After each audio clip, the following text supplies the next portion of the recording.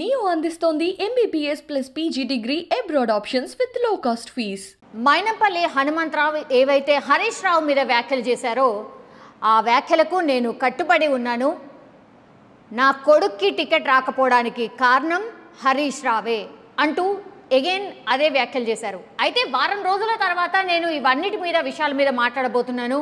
పొద్దున్న నుంచి సాయంత్రం వరకు నేను పూర్తిగా మీతో పాటే ఉంటాను. మీడియా వాళ్ళు ఏవైతే క్వశ్చన్స్ అడుగుతారో వాటన్నిటికీ సమాధానం కూడా ఇవ్వబోతున్నాను అని చెప్పారు ఈరోజు.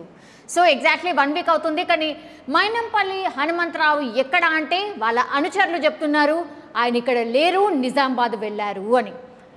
ఇక దానికంటే ముందు మనకు తెలుసు మైనంపల్లి హనుమంతరావు ఎట్లాంటి వ్యాఖ్యలు చేశారో దానికి సంబంధించి బీఆర్ఎస్ నుంచి చాలా రియాక్షన్స్ వచ్చాయి.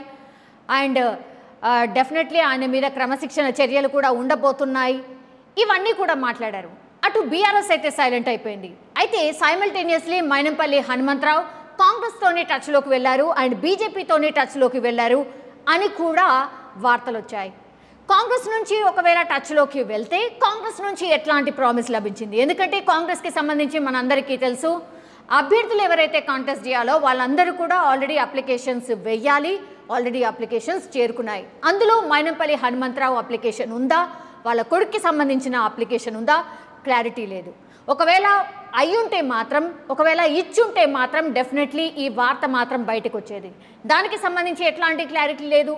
అండ్ మనకందరికీ తెలుసు టికెట్ల లొల్లి కాంగ్రెస్లో కూడా నడుస్తుంది. ఒకవేళ మైనంపల్లి హనుమంతరావు అండ్ ఆయన కొడుక్కి టికెట్ లభిస్తే మా ఫ్యామిలీస్లో కూడా మా భార్య కాంటెస్ట్ చేస్తుంది, లేదంటే మా కొడుకులు కాంటెస్ట్ చేస్తారు, ఫ్యామిలీకి 2 టికెట్లు ఇవ్వండి, ఇట్లాంటి పంచాయతీ కూడా నడిచింది. ఇట్లాంటి పంచాయతీ నడిచినప్పుడు చాలామంది ఎవరైతే సెకండ్ క్యాడర్ లీడర్స్ ఉన్నారో, కాంగ్రెస్ పార్టీని నమ్ముకొని ఎవరైతే లీడర్స్ ఉన్నారో వాళ్ళు ఒకటే చెప్పారు, ఈ ఫ్యామిలీ ప్యాకేజ్ ఏంటి, మేము ఎప్పటి నుంచో కాంగ్రెస్ పార్టీతోనే ఉన్నాం, 9 ఏళ్ళు అధికారంలో లేనప్పటికీ కూడా మేము కాంగ్రెస్ పార్టీనే అంటు పెట్టుకొని కార్యకర్తల్లాగా గ్రౌండ్ లెవెల్లో కాంగ్రెస్ పార్టీ ఎట్లాంటి పిలుపునిచ్చినా సరే మేము అండగా నిలిచాం. అట్లాంటి వాళ్ళకి టికెట్లు ఇవ్వకుండా ఇప్పుడు ఫ్యామిలీ ప్యాకేజ్ లాగా వాళ్ళకి ఎట్లా టికెట్ ఇస్తారు, అండ్ పారాచూట్ వేసుకొని దిగిన వాళ్ళకి వాళ్ళకి ఎట్లా టికెట్ ఇస్తారు, ఇట్లాంటిది కూడా నడిచింది.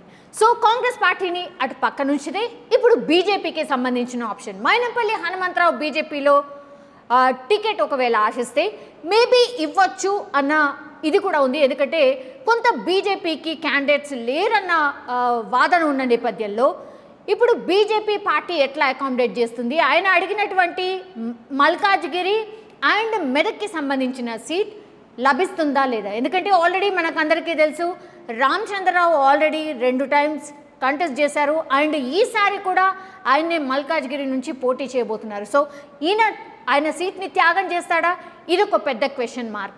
మెదక్ అంటే ఓకే, వాళ్ళ కొడుకైతే మెదక్కి టికెట్ కన్ఫర్మ్ చేయొచ్చేమో, కానీ మెదక్ అండ్ మల్కాజ్గిరి ఇవి 2 టికెట్లు ఏ పార్టీ అయితే ఇస్తుందో ఆ పార్టీకి నేను వెళ్తాను అని క్లియర్గా చెప్పినటువంటి నేపథ్యంలో మైనంపల్లి హనుమంతరావు ఇప్పుడు ఎట్లాంటి స్టెప్ తీసుకోబోతున్నారు? 1 వీక్ అని డెడ్ లైన్ పెట్టుకున్నారు ఆయన్నే, కానీ 1 వీక్ తర్వాత ఆయన ఎట్లాంటి సమావేశం పెట్టలేదు అండ్ క్లారిటీ ఇవ్వలేదు. ఇప్పుడు మైనంపల్లి హనుమంతరావు దారేటు ఒకవేళ బీఆర్ఎస్ నుంచి లేదు, కాంగ్రెస్ నుంచి లేదు, బీజేపీ నుంచి లేదు అని అంటే ఇండిపెండెంట్గా పోటీ చేస్తారా? ఇండిపెండెంట్గా పోటీ చేస్తే ఆయన గెలుపు సాధ్యమేనా? ఇది కూడా ఒకటి ఉంది. ఎందుకంటే గతంలో టీడీపీ, బీఆర్ఎస్, ఇప్పుడు నెక్స్ట్ ఏ పార్టీలోకి వెళ్తే ఆ పార్టీ క్యాడర్ అంతా నాతో పాటే ఉంది. డెఫినెట్లీ నేను గెలవబోతున్నాను, నేను ఇండిపెండెంట్గా అయినా గెలిచి నేను నా సత్తా చూపిస్తాను అని చెప్తున్న నేపథ్యంలో సో ఈయన ఏ పార్టీ అకామిడేట్ చేస్తుంది అండ్ మైనంపల్లి డిసిషన్ తీసుకున్నారా లేదా? ఎందుకంటే బీఆర్ఎస్కి సంబంధించిన ఒక పెద్ద ఆయన కొంతవరకు సైలెంట్గా ఉండు అని చెప్పారు కాబట్టి నేను ఉంటున్నాను. ఒకవేళ ఆ 1 వీక్ తర్వాత కూడా ఆ పెద్ద ఆయన నుంచి ఎట్లాంటి హామీ లభించకపోతే మాత్రం నా డిసిషన్ చెప్పబోతున్నాను అని చెప్పిన నేపథ్యంలో బీఆర్ఎస్ అయితే ఇప్పటివరకు ఒక చర్యలు అయితే తీసుకోలేదు. సో బీఆర్ఎస్ నుంచి మల్కాజ్గిరి నుంచి టికెట్ అయితే మైనంపల్లి హనుమంతరావుకి కన్ఫామ్గా ఉంది. మెదకే ఇప్పుడు పంచాయతీ, మెదక్ నుంచి డెఫినెట్లీ నా కొడుక్కి టికెట్ కావాలి అని అడుగుతున్న నేపథ్యంలో ఇవి 2 టికెట్స్ ఎట్లా అకామిడేట్ చేస్తుంది బీఆర్ఎస్ అయినా. సో బీఆర్ఎస్ డిసిషన్ తీసుకుంటుందా లేకపోతే మైనంపల్లి డిసిషన్ తీసుకుంటాడా అనేది వేచి చూడాల్సిందే. కానీ 1 వీక్ అయితే అయిపోయింది.